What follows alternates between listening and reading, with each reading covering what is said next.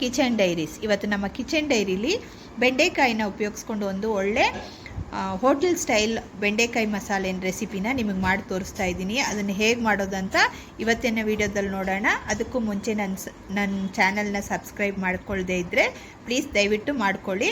ಈಗ ವಿಡಿಯೋ ನೋಡೋಣ. ಮೊದಲಿಗೆ ನಾನಿಲ್ಲಿ ಒಂದು 3/4 ಕಿಲೋ ಅಷ್ಟು ಬೆಂಡೆಕಾಯಿನ ಚೆನ್ನಾಗಿ ತೊಳೆದು ಇದನ್ನು ತೆಗೆದಿಟ್ಕೊಂಡಿದ್ದೀನಿ. ಈಗ ಇದನ್ನು ಒಂದು ಸ್ವಲ್ಪ ಉದ್ದುದ್ದಕ್ಕೆ ಕಟ್ ಮಾಡ್ಕೊಳ್ಳೋಣ. ಈಗ ನಾನು ಒಂದು ಚಾಪಿಂಗ್ ಬೋರ್ಡ್ ತೊಗೊಂಡಿದ್ದೀನಿ. ಅದರಲ್ಲಿ ಬೆಂಡೆಕಾಯಿನ ಕಟ್ ಮಾಡಿ ತೊಗೊಳ್ಳೋಣ. ನೋಡಿ, ಈ ಎಡ್ಜಸ್ ಎರಡನ್ನೂ ಕಟ್ ಮಾಡಿ ಸಪ್ರೇಟ್ ಮಾಡಬೇಕಾಗತ್ತೆ.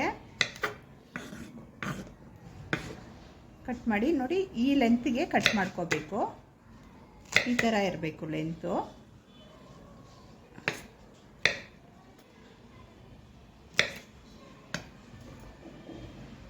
ಚಿಕ್ಕದಾಗಿದ್ದರೆ 2 ಪೀಸ್ ಮಾಡ್ಕೊಳ್ಳಿ, ದೊಡ್ಡದಾಗಿದ್ದರೆ 3 ಪೀಸಾಗಿ ಕಟ್ ಮಾಡಿರಿ. ನೋಡಿ, ಈ ಥರ ಎಲ್ಲನೂ ಕಟ್ ಮಾಡಿ ತಗೋಬೇಕಾಗತ್ತೆ. ನೋಡಿ, ಈ ಥರ ಕಟ್ ಮಾಡಿ ಇಟ್ಕೊಂಡಿದ್ದೀನಿ. ಈ ಸೈಜಲ್ಲಿ ಇರಬೇಕು, ಆಗಲೇ ಚೆನ್ನಾಗಿರೋದು. ತುಂಬ ಸಣ್ಣದಾಗಿದ್ದರೂ ಚೆನ್ನಾಗಿರಲ್ಲ, ಸ್ವಲ್ಪ ದೊಡ್ಡದಾಗಿದ್ದರೂ ಚೆನ್ನಾಗಿರಲ್ಲ. ಈ ಮೀಡಿಯಮ್ ಸೈಜ್ಗೆ ಕಟ್ ಮಾಡಿ ಇಟ್ಕೋಬೇಕು. ಈಗ ಇದು ಸೈಡಲ್ಲಿರಲಿ. ಈಗ ನಾನಿಲ್ಲಿ ಒಂದು 2 ರಿಂದ 3 ಈರುಳ್ಳಿ ತೊಗೊಂಡಿದ್ದೀನಿ. ಈರುಳ್ಳಿ ಚಿಕ್ಕದಾಗಿದೆ, ಹಾಗಾಗಿ ನಾನು 3 ಈರುಳ್ಳಿನ ತೊಗೊಂಡಿದ್ದೀನಿ. ಹಾಗೆ ಒಂದು ಸ್ವಲ್ಪ ಅರ್ಧ ಇಂಚಷ್ಟು ಶುಂಠಿ ಮತ್ತು ಒಂದು 2 ಹಸಿಮೆಣಸಿನ್ಕಾಯಿನ ತೊಗೊಂಡಿದ್ದೀನಿ. ಈಗ ಇದನ್ನು ಜಜ್ಜಿ ತೊಗೊಳ್ಳೋಣ ನಾವು, ಅಥವಾ ಮಿಕ್ಸಿಲಿ ತರಿಯಾಗಿ ಗ್ರೈಂಡ್ ಮಾಡ್ಕೊಳ್ಳಿ. ಈಗ ಈರುಳ್ಳಿನ ಸಣ್ಣಗೆ ಕಟ್ ಮಾಡ್ಕೊಳ್ಳೋಣ. ನೋಡಿ, ಈರುಳ್ಳಿನ ಸಣ್ಣದಾಗಿ ಕಟ್ ಮಾಡಿ ಇಟ್ಕೊಂಡಿದ್ದೀನಿ. ಹಾಗೆ ಶುಂಠಿ ಮತ್ತು ಹಸಿಮೆಣಸಿನ್ಕಾಯಿನ ಜಜ್ಜಿ ಇಟ್ಕೊಂಡಿದ್ದೀನಿ. ಈ ಥರ ಒಂದು ಅಗಲವಾಗಿರೋ ಬೌಲ್ ತೊಗೊಂಡಿದ್ದೀನಿ. ಅದರಲ್ಲಿ ನಾನು ಕಟ್ ಮಾಡಿ ಇಟ್ಕೊಂಡಿರೋ ಬೆಂಡೆಕಾಯಿನೆಲ್ಲ ಹಾಕ್ಕೊಳ್ತಾ ಇದ್ದೀನಿ. ಈಗ ಇದಕ್ಕೆ ನಾನು ಸ್ವಲ್ಪ ಅರಿಶಿನ ಪೌಡ್ರನ್ನ ಹಾಕ್ಕೊಳ್ತಾ ಇದ್ದೀನಿ. ಹಾಗೆ 1 ಸ್ಪೂನಷ್ಟು ಚಿಲ್ಲಿ ಪೌಡರ್ನ ಹಾಕ್ಕೊಳ್ತಾ ಇದ್ದೀನಿ. ಹಾಗೆ ಸ್ವಲ್ಪ ಉಪ್ಪನ್ನು ಹಾಕ್ಕೊಳ್ತಾ ಇದ್ದೀನಿ. ಉಪ್ಪು ಸ್ವಲ್ಪ ಹಾಕ್ಕೊಳ್ಳಿ ಸಾಕು.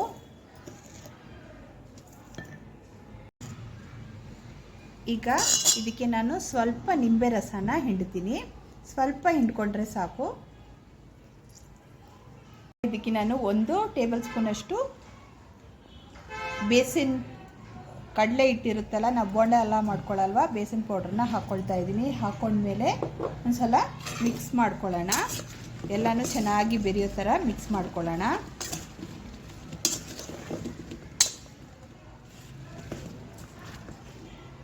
ಈ ಥರ ಮಿಕ್ಸ್ ಮಾಡಿ ಇಟ್ಕೋಬೇಕು. ಈಗ ಇದು ಸೈಡಲ್ಲಿರಲಿ. ನೋಡಿ, ನಾನು ಒಂದು ಬಟ್ಲಲ್ಲಿ ಒಂದು 3 ರಿಂದ 4 ಟೇಬಲ್ ಸ್ಪೂನಷ್ಟು ಮೊಸರನ್ನ ತೊಗೊಂಡಿದ್ದೀನಿ. ಇದಕ್ಕೆ ನಾನು ಸ್ವಲ್ಪ ಉಪ್ಪನ್ನು ಹಾಕ್ಕೊಳ್ತಾ ಇದ್ದೀನಿ. ಹಾಗೆಯೇ ಸ್ವಲ್ಪ ಅರಿಶಿನ ಪುಡಿನೂ ಹಾಕ್ಕೊಳ್ತಾ ಇದ್ದೀನಿ. ಜೊತೆಗೆ 1 ಟೇಬಲ್ ಸ್ಪೂನಷ್ಟು ಖಾರದ ಪೌಡ್ರ್ ಹಾಕ್ಕೊಳ್ತಾ ಇದ್ದೀನಿ. ಹಾಗೆಯೇ ಸ್ವಲ್ಪ ಜೀರಿಗೆ ಪೌಡ್ರನ್ನು ಹಾಕ್ಕೊಳ್ತಾ ಇದ್ದೀನಿ. ಇಷ್ಟು ಹಾಕ್ಕೊಂಡ್ಮೇಲೆ ಒಂದು ಸಲ ನೀಟಾಗಿ ಮೊಸರನ್ನ ಮಿಕ್ಸ್ ಮಾಡ್ಕೊಳ್ಳಿ.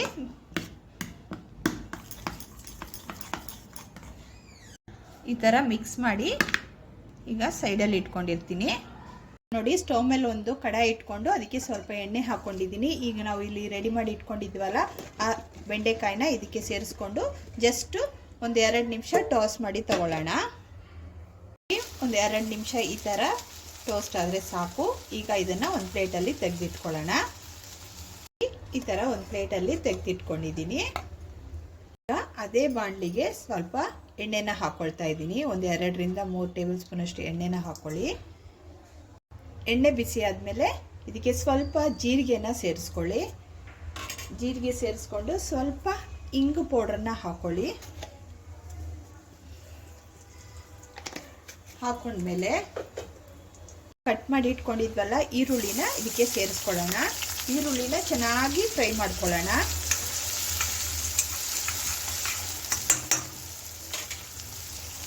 ಈರುಳ್ಳಿ ಜೊತೆ ನಾವು ಜಜ್ಜಿ ಇಟ್ಕೊಂಡಿದ್ವಲ್ಲ ಶುಂಠಿ ಮತ್ತು ಹಸಿಮೆಣಸಿನ್ಕಾಯಿನ ಅದನ್ನು ಸೇರಿಸ್ಕೊಂಡು ಇದರ ಹಸಿ ವಾಸನೆ ಹೋಗೋವರೆಗೂ ಚೆನ್ನಾಗಿ ಫ್ರೈ ಮಾಡ್ಕೋಬೇಕು.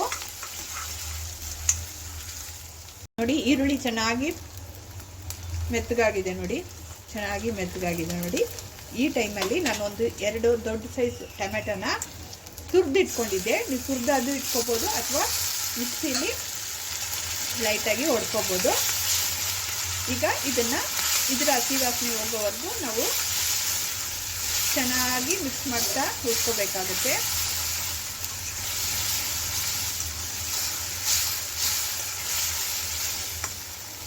ಈಗ ಟೊಮ್ಯಾಟೋದು ಹಸಿ ವಾಸನೆ ಹೋಗಿದೆ, ಟೊಮ್ಯಾಟೋನ ಈರುಳ್ಳಿನ ಚೆನ್ನಾಗಿ ಮೆತ್ತಗಾಗಿದೆ. ಈ ಟೈಮಲ್ಲಿ ನಾವಿಲ್ಲಿ ಮೊಸರಲ್ಲಿ ಮಸಾಲೆ ಪೌಡರ್ಗಳನ್ನೆಲ್ಲ ಮಿಕ್ಸ್ ಮಾಡಿ ಇಟ್ಕೊಂಡಿದ್ವಲ್ಲ ಅದನ್ನು ಸೇರಿಸ್ಕೊಳ್ಳೋಣ.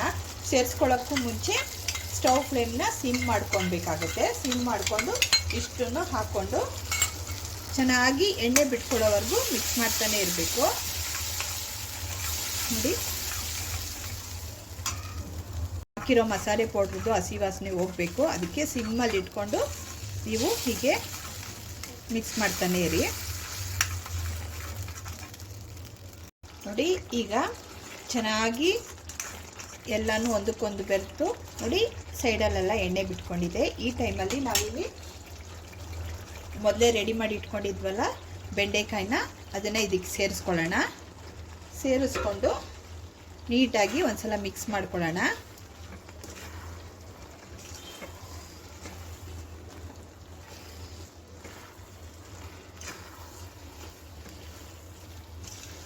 ಮಿಕ್ಸ್ ಮಾಡಿಕೊಂಡು ಸ್ಟವ್ನ ಲೋ ಮಾಡಿಕೊಂಡು ಇದನ್ನು ಒಂದು ತಟ್ಟೆನ ಕ್ಲೋಸ್ ಮಾಡಿ ಹೀಗೆ ಒಂದು 5 ನಿಮಿಷ ಹಾಗೇ ಬೇಯೋದಕ್ಕೆ ಬಿಡಬೇಕಾಗತ್ತೆ.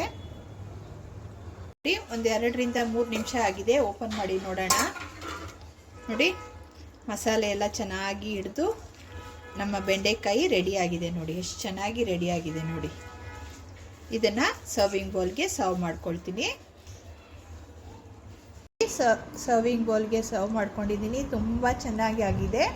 ಇದನ್ನು ಚಪಾತಿಗೆ, ಅನ್ನಕ್ಕೆ, ದೋಸೆಗೆ ಎಲ್ಲದಕ್ಕೂ ಇದನ್ನು ಸೈಡ್ ಡಿಶ್ ಆಗಿ ಯೂಸ್ ಮಾಡ್ಕೋಬೋದು. ತುಂಬಾ ಟೇಸ್ಟ್ ಆಗಿರುತ್ತೆ. ಮಾಡ್ಕೊಳ್ಳೋದು ತುಂಬ ಈಸಿ. ಇವತ್ತಿನ ರೆಸಿಪಿ ಏನಾದರೂ ನಿಮ್ಗೆ ಇಷ್ಟವಾದರೆ ಲೈಕ್ ಮಾಡಿ, ಶೇರ್ ಮಾಡಿ, ಸಬ್ಸ್ಕ್ರೈಬ್ ಮಾಡೋದನ್ನು ಮರಿಬೇಡಿ. ನೋಡಿ, ಸರ್ವಿಂಗ್ ಬೌಲ್ಗೆ ಸರ್ವ್ ಮಾಡ್ಕೊಂಡಿದ್ದೀನಿ. ತುಂಬಾ ಚೆನ್ನಾಗಾಗಿದೆ. ಇದನ್ನು ಚಪಾತಿಗೆ, ಅನ್ನಕ್ಕೆ, ದೋಸೆಗೆ ಎಲ್ಲದಕ್ಕೂ ಇದೊಂದು ಒಳ್ಳೆ ಸೈಡ್ ಡಿಶ್ಶು. ಮತ್ತು ಮಾಡ್ಕೊಳ್ಳೋದು ತುಂಬ ಈಸಿ, ತುಂಬಾ ಟೇಸ್ಟಾಗಿರುತ್ತೆ. ಒಂದು ಸಲ ಈ ವಿಧದಲ್ಲಿ ನಿಮ್ಮ ಮನೇಲಿ ಬೆಂಡೆಕಾಯಿನ ಒಂದು ಸಲ ಟ್ರೈ ಮಾಡಿ ನೋಡಿ. ಇವತ್ತಿನ ರೆಸಿಪಿ ಏನಾದರೂ ನಿಮ್ಗೆ ಇಷ್ಟವಾದರೆ ಲೈಕ್ ಮಾಡಿ, ಶೇರ್ ಮಾಡಿ ಮತ್ತು ಸಬ್ಸ್ಕ್ರೈಬ್ ಮಾಡೋದನ್ನು ಖಂಡಿತ ಮರಿಬೇಡಿ.